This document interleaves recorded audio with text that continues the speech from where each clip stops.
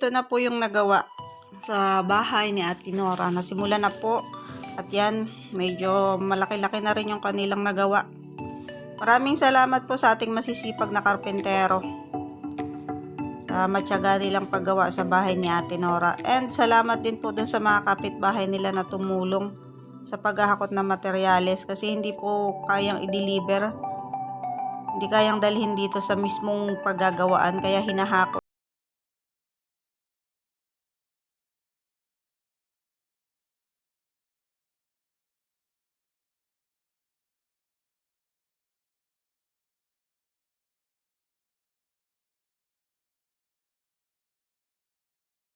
And syempre salamat sa Love and Care Group. Bibigyan na po natin ng maayos na tirahan si Ate Nora. Hindi na siya mag-iisip ng kung ano-ano kasi magiging maayos na yung kanyang tirahan. Ayan, patuloy po nating ipanalangin si Ate Nora para sa kanyang tuloy-tuloy na paggaling at maging normal, tuloy-tuloy na maging normal yung takbo ng kanyang pag-iisip kasi medyo matagal-tagal po si Ate Nora na nakulong sa takot. Almost 7 years po na talagang si Ate Nora nakulong sa takot. Marami siyang pinagdaanan sa loob ng 7 taon. Pero ngayon, ayan, nakabangon na po si Ate Nora at normal na yung kanyang mga ginagawa. Normal na rin yung kanyang mga kilos. Kaya sana po patuloy niyong isama sa panalangin si Ate Nora at ang kanyang pamilya. And patuloy din po nating ipanalangin na bigyan ng kaligtasan at pagpapala yung mga taong ginagamit para makatulong sa higit na nangangailangan, especially po sa Love and Care Group. Maraming salamat po sa inyo.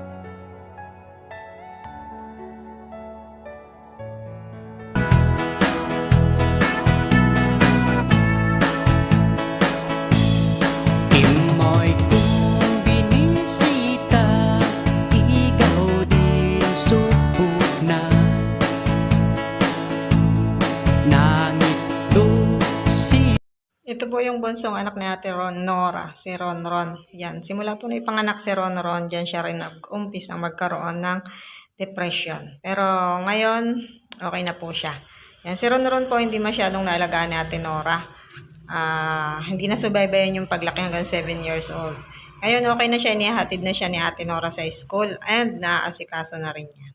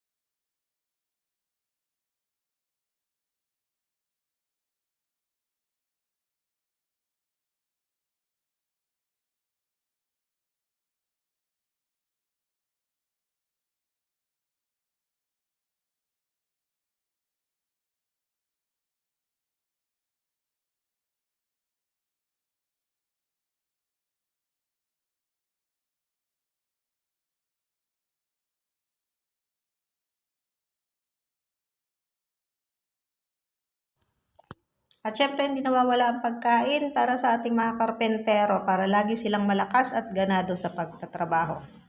Salamat sa Love and Care Group sa mga pakain na ipinaabot nyo sa ating mga karpentero. And syempre, kape. Ayan. Favorite ng mga Pilipino ang kape, kaya hindi nawawala ang kape sa mesa. Ayan. And shoutout dun sa aking mga kumarites dyan.